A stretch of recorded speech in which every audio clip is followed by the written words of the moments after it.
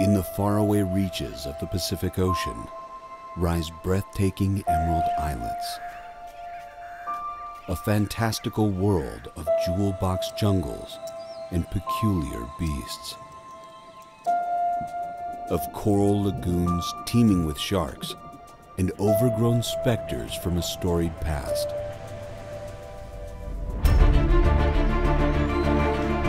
Join a team of scientists, conservationists, and volunteers on a mission to explore and preserve a rarely seen ocean wilderness. The atolls of the Pacific Marine National Monuments.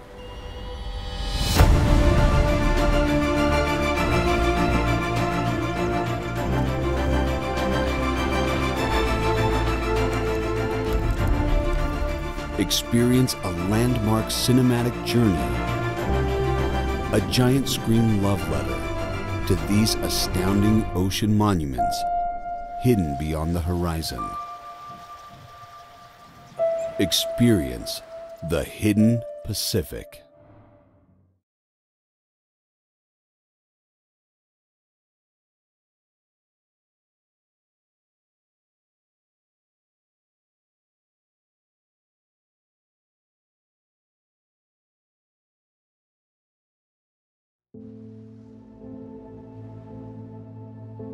It's the coldest, windiest place on Earth.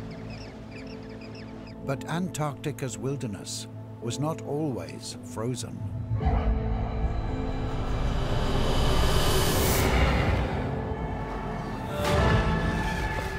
Discover an ancient realm of midnight suns, night hunters and river monsters.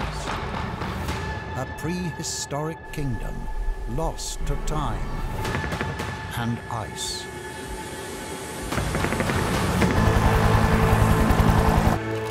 Join a new generation of scientists on an Antarctic adventure to uncover a hidden dinosaur story. A cinematic journey from today's frozen desert to a lush South Polar world of giants.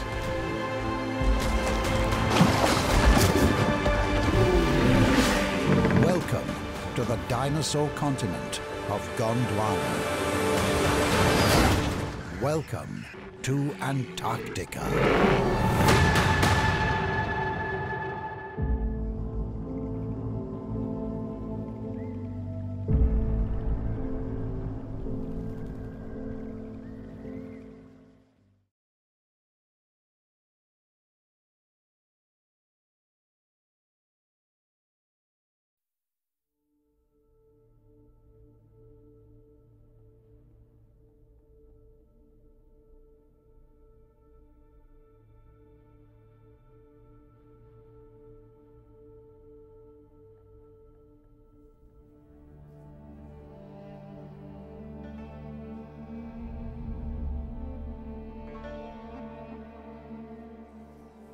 Egypt, ancient land of awe and wonder, whose people whisper from the desert sands.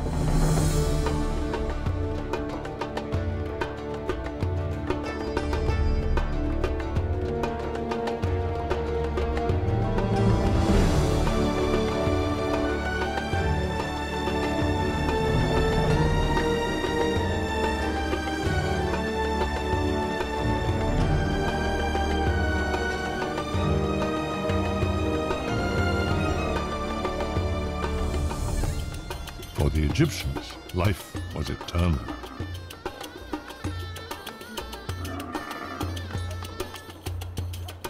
They searched the globe for ingredients to preserve their bodies and their immortality.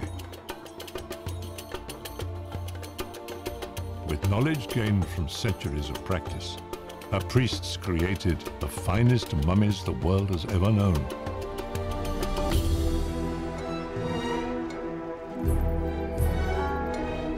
And now they were on a critical journey.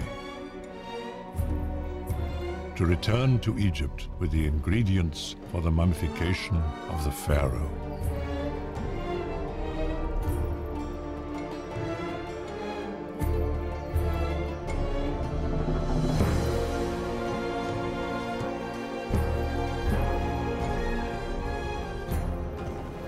Rameses the Great was being prepared for the next stage of his life, when his mummy would resurrect in paradise. But how they were mummified, where they were hidden, and whether they may still give life today, these are the secrets of the pharaohs.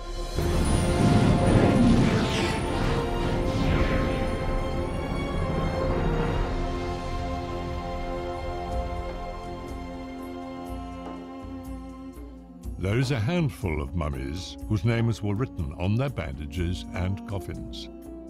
These mummies are people who did not decompose when they died, because their flesh was preserved by secret methods.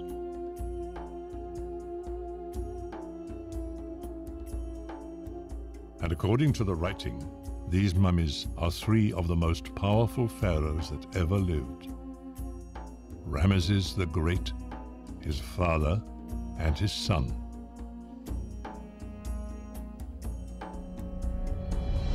Ruled by pharaohs like Rameses, Egypt's empire dominated the Near East for 3,000 years. And in all that time, Egypt's gods and government barely changed.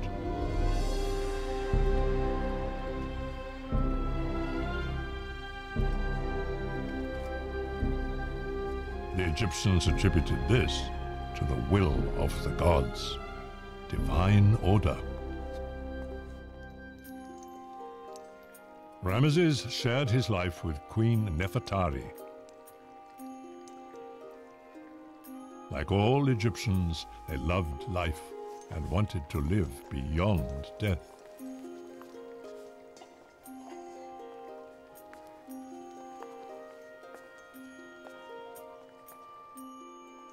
They thought dying was just a gateway to the next world, that if they'd been good on earth, their lives would continue in paradise. So they prayed that their honesty and offerings would ensure order on earth and beyond.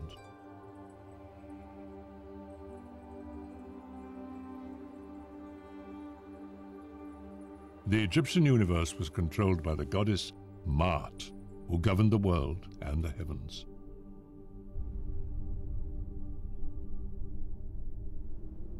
Even Ra, the mighty sun god, obeyed the laws of Maat.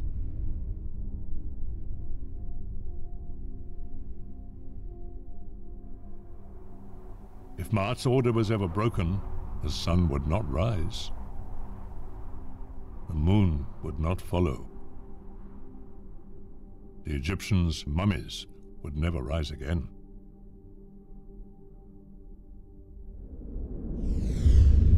They called the soul, or the essence of each person, his Ba. After death, your Ba faced final judgment. Your heart was placed on the scales of justice and weighed against the feather of truth. If you'd done evil, your heavy heart would tip the scales, and the devourer would annihilate you. But if you'd always been truthful and righteous, your heart would be feather light. Your soul would fly to paradise to re-enter your body. Your mummy would come to life in the next world, a world in which every moment was like a beautiful day in this one. But the preparation of the mummy for this journey remained a secret. The Egyptians recorded their tales of war and death.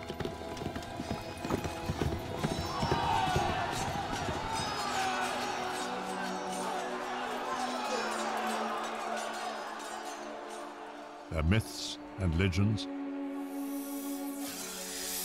Everything except how they mummified their dead.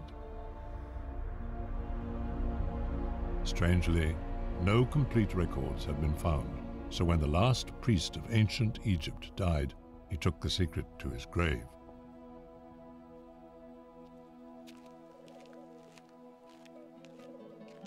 Many aspects of mummification remained lost until Egyptologist Dr. Bob Breyer patiently gathered the surviving clues. I was looking at tomb paintings, ancient writings, temple carvings, anything that might show the ingredients used for embalming. Queen Hatshepsut's temple at Deir el-Bahri describes an Egyptian expedition to East Africa. The Egyptians were getting ingredients for mummification from all over the known world. The first mummies were natural, dried by burial in the hot desert sands. But when the Egyptians started to use tombs and pyramids, the bodies were no longer in contact with the sand, so they had to preserve the body artificially, and the art of mummification was born.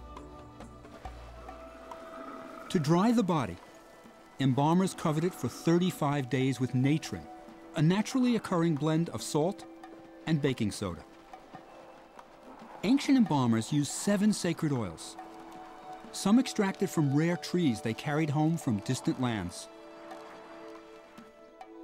Hatshepsut's temple shows mounds of frankincense and myrrh they brought back. These were key ingredients used in mummification. Over time, the Egyptians noticed that beeswax, pine resin, and golden honey were particularly good at preserving mummies.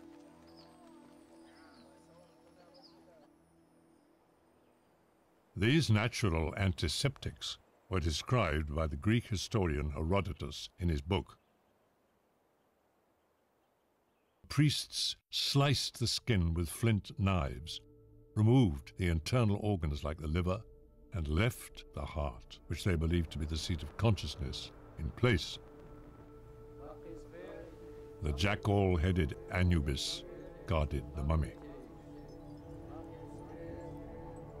His tent allowed arid desert breezes to dry the body.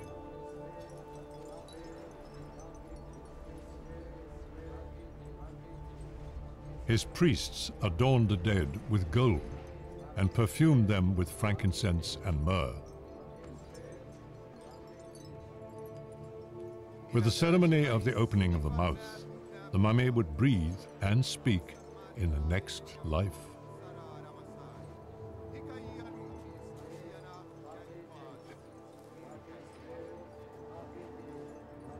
The priests chanted powerful spells as the mummy was wrapped.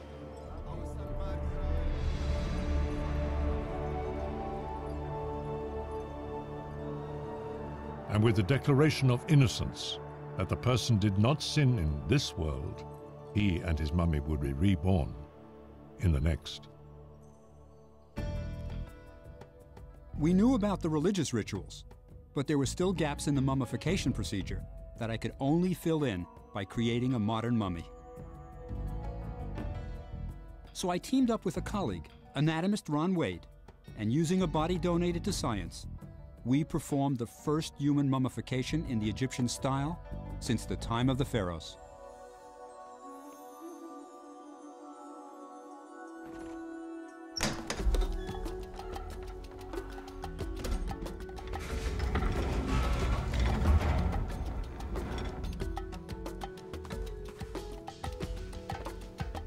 For 20 years, scientists have tried to extract usable DNA from Egyptian mummies without success. More than a decade later, if we can get DNA from any part of our modern mummy, it will tell us where to look in ancient mummies.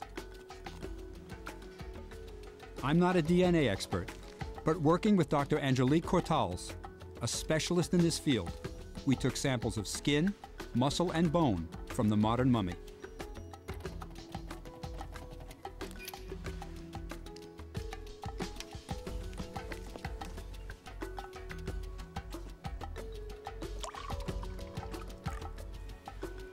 What makes it so difficult to extract DNA from mummies?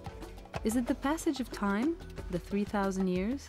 Or is it the combination of time and chemical effects of mummification?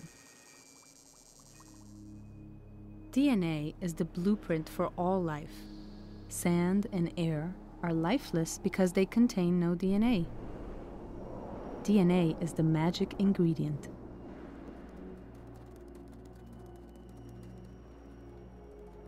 Where there's DNA, there's life. This instruction manual is written in a 4-letter code. You rearrange these 4 code letters, and you get endless possibilities to make a living organism.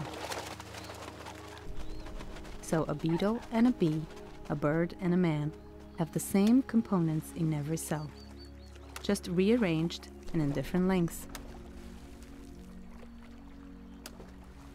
DNA changes slightly with every generation, and these changes are recorded. So, by comparing their DNA, we can tell how closely plants and animals, including people, are related.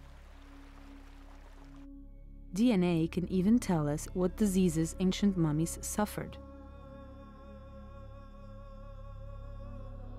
Some diseases, like malaria, are caused by parasites invading the body. Some of these parasites have left traces of their DNA in the mummies.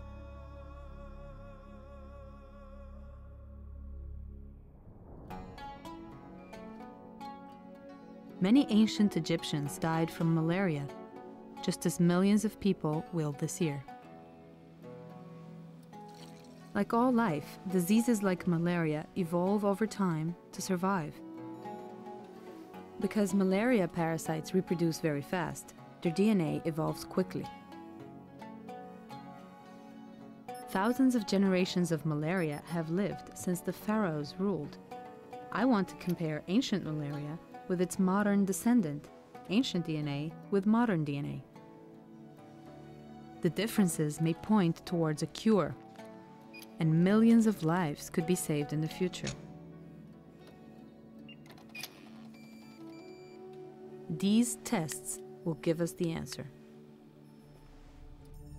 Perhaps the DNA held in mummies like Rameses will help to cure people today.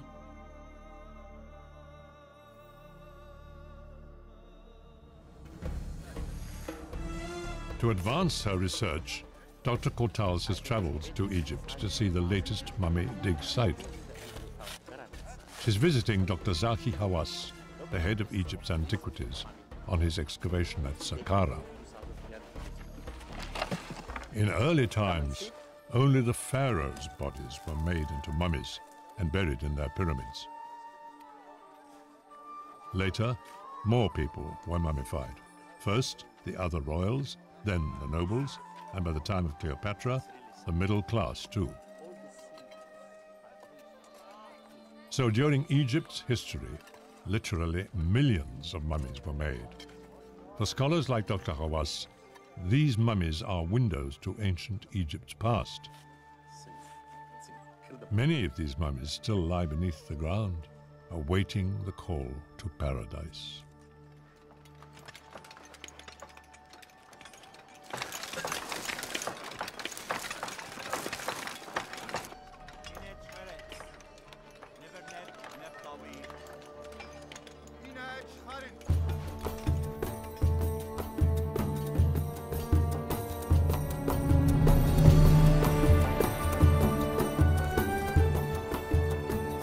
While Rameses believed his mummy would come to life in paradise, he knew he also lived as long as people remembered him, as long as they said his name.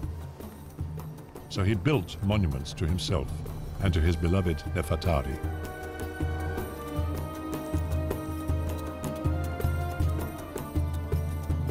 The gods demanded that the pharaoh keep Egypt safe and rich.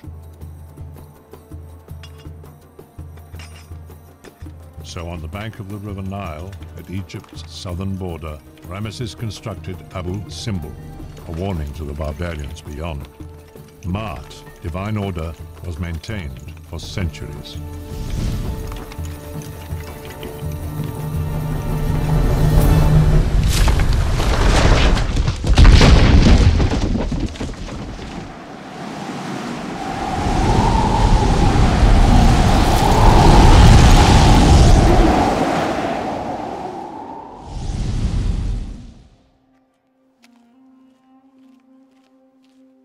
As I was looking for clues to mummification, I became involved in the lives of the pharaohs.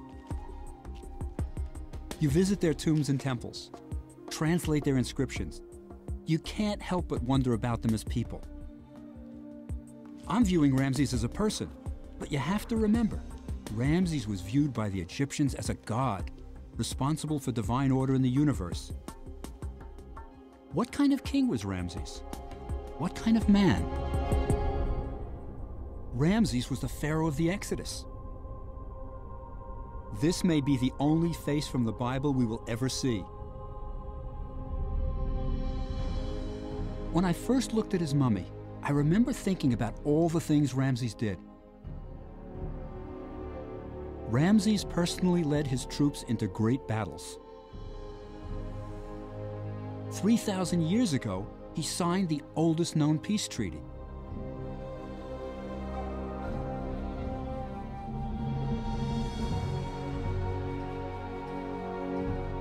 Ramses built more temples up and down the Nile than any other pharaoh.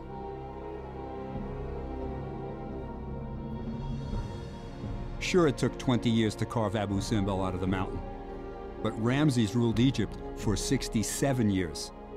He had plenty of time to build. For 1,000 miles throughout all of Egypt, Ramses built temples to please the gods and ensure that divine order prevailed.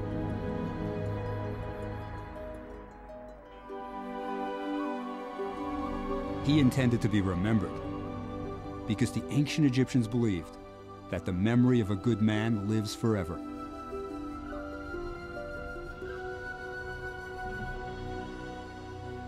But accounts of Ramesses' deeds were lost to history because no one could read the ancient Egyptian texts, the hieroglyphs, on his temple walls. And then, in the 19th century, scholars finally cracked the code of hieroglyphs. A massive inscribed tablet, the Rosetta Stone, held the key. The buildings and papyrus scrolls came alive. Only a few dozen people could read hieroglyphs, and one of the finest translators was an American, Charles Wilbur.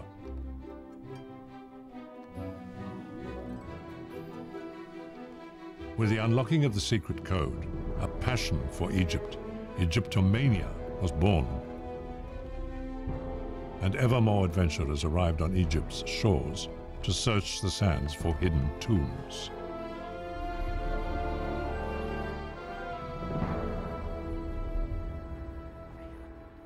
But when adventurers entered the pharaohs' tombs, there was a mystery. They found paintings of the pharaohs, their gods, and their mummies everywhere. Anubis, god of mummification, protected them after death.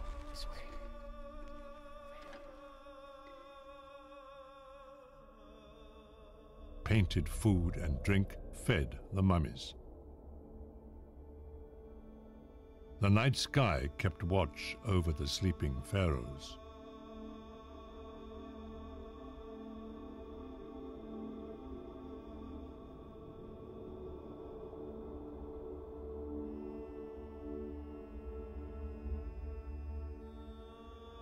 Work on the tombs continued until the pharaoh was buried, when craftsmen stopped what they were doing and left.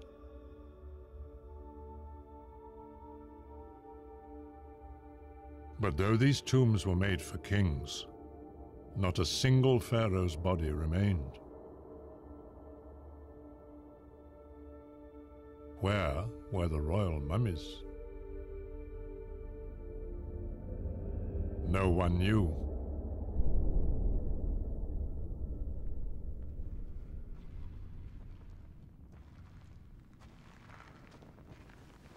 Tombs have been robbed for thousands of years.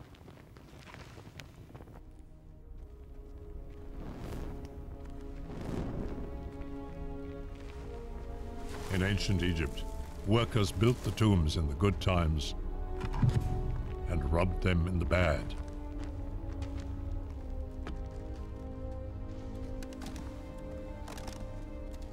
After the great reign of Rameses, there had been many hard years, so the royal tombs were raided.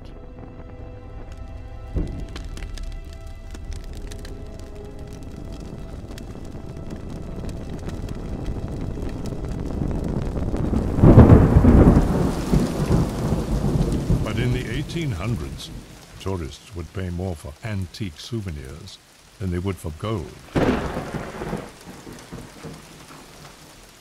Master thieves trusted Egypt's rare rainstorms to reveal hidden tombs. When water quickly disappears into the ground, it could be emptying into a tomb below. Ahmed and Mohammed Rasul were experts in this dangerous profession.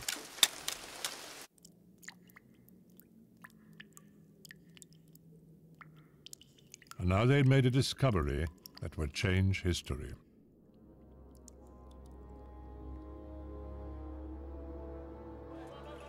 People of all sorts, locals and foreigners, rich and poor alike, were trading in goods from mummies' tombs.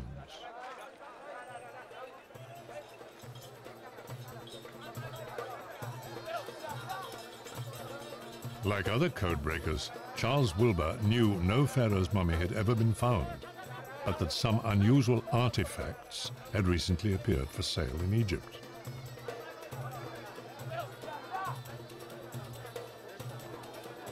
These objects bore the names of kings.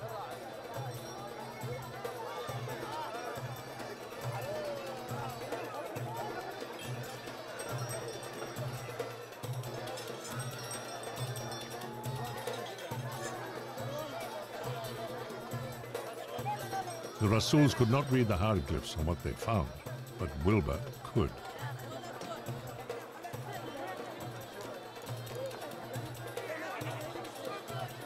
What he was being shown was freshly stripped from a mummy, and the cartouche, the oval encircling the name, meant that these were the wrappings of a king. He asked the brothers to take him to the tomb.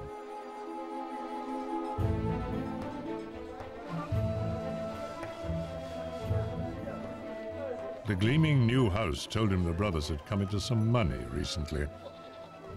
There were only two ways to earn a living here: farming and tomb robbing, and sudden wealth didn't come from farming.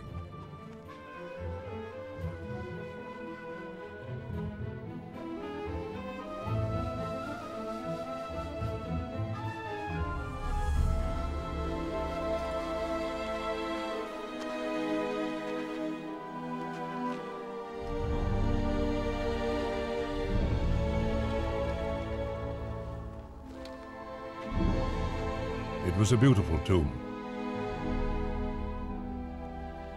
but not royal.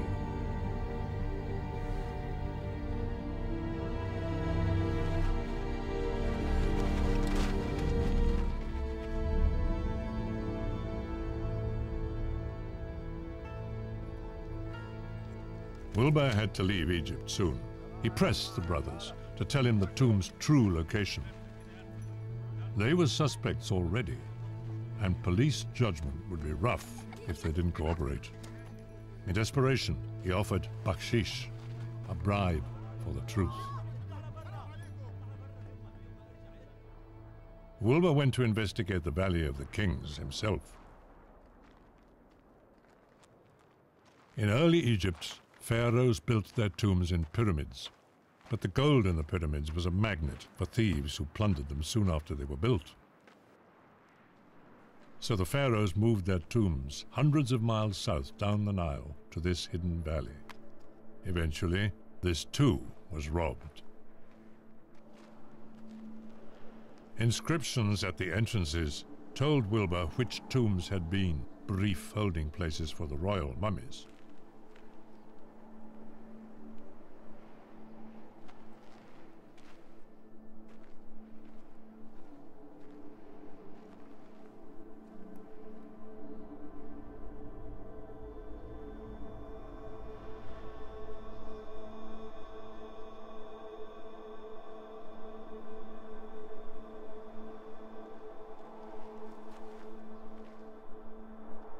but the trail went cold. And why had relics from different kings and queens, spanning centuries, appeared on the market suddenly and at the same time?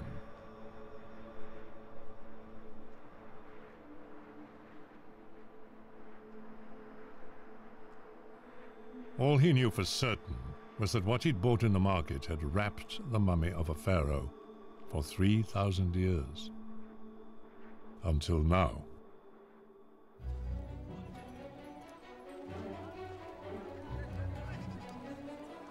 Wilbur wanted to save a pharaoh's tomb.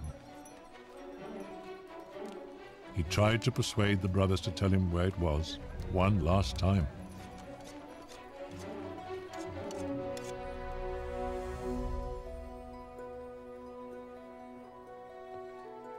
Wilbur had to leave, and Egypt's heritage lay in the balance.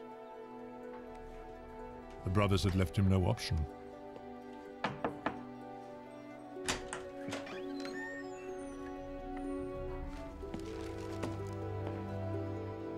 Emile Bruges was the top antiquities official in Egypt at the time, and another code breaker.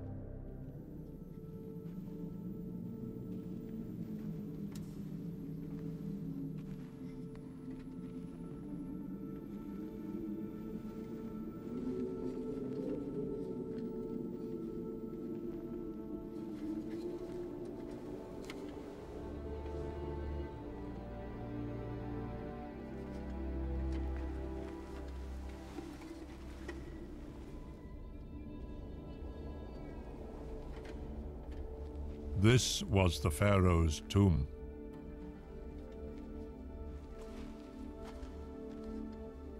But it was unlike any tomb ever seen before. Dozens of mummies, all royal.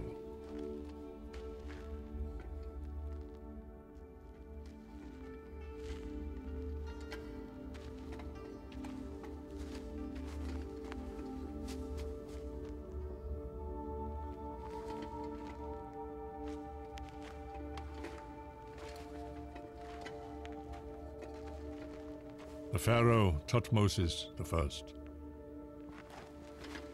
and his successor Thutmose II, husband to Hatshepsut, greatest queen ever to rule, builder of Deir el-Bahri and the finest obelisks in Egypt. His son, Thutmose III, great warrior king, builder of an empire and the temple of Amun.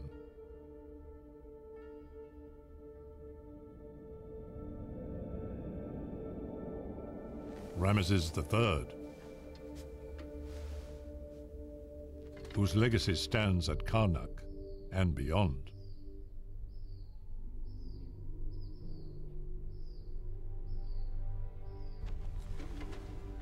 Seti I, brilliant general who commissioned exquisite temples at Abydos and Thebes.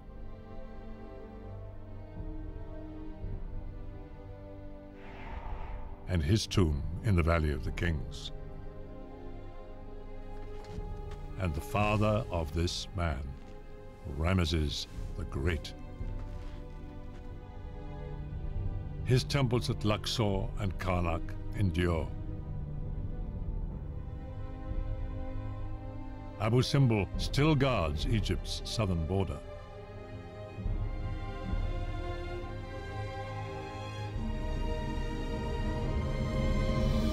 His name lives on. These were the men and women who built Egypt. To Cairo, immediately go.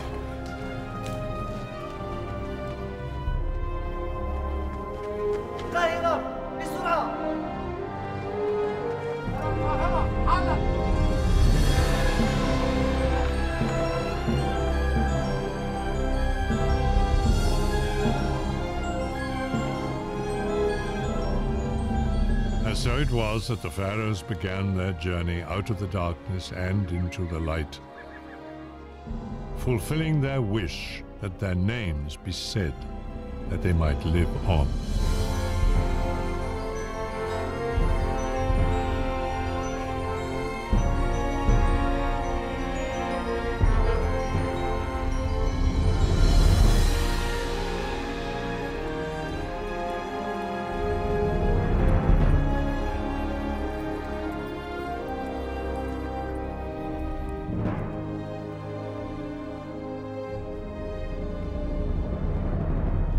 Four decades later, Howard Carter would find the near-perfect tomb of the boy king, Tutankhamun. But the greatest cache of royal mummies in history, 40, including 12 pharaohs, had left the Valley of the Kings forever. These mummies traveled 400 miles north to Cairo, where they lie today.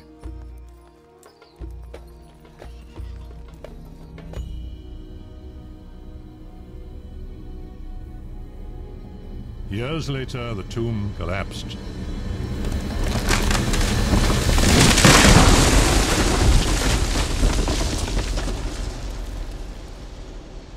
But the mummies had been saved and may yet yield their secrets. The samples from the modern mummy's skin, muscle, and bone have shown that the skin and muscle didn't contain DNA, but the bone did. 4 times more DNA than ever extracted from an ancient Egyptian mummy. Now we know where to look for DNA in ancient mummies, in the bones.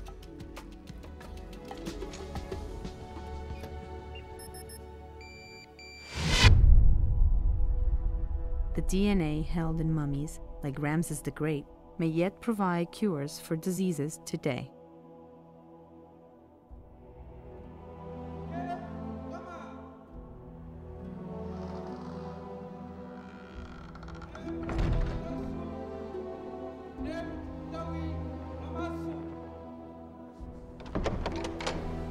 Some might call it luck that the ancient priests hid the pharaoh's mummies,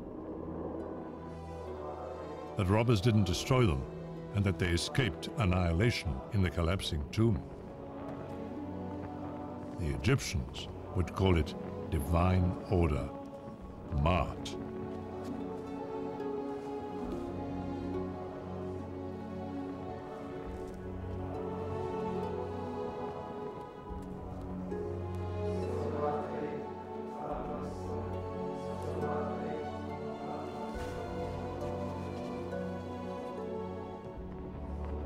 But now we may be on the cusp of another wonder. The pharaoh's mummies have meant different things over the centuries. For the ancients, they were a source of hope. For the robbers, a source of wealth. For scholars, a source of knowledge. But finally, perhaps the mummies will fulfill their destiny. To sustain the gift of life.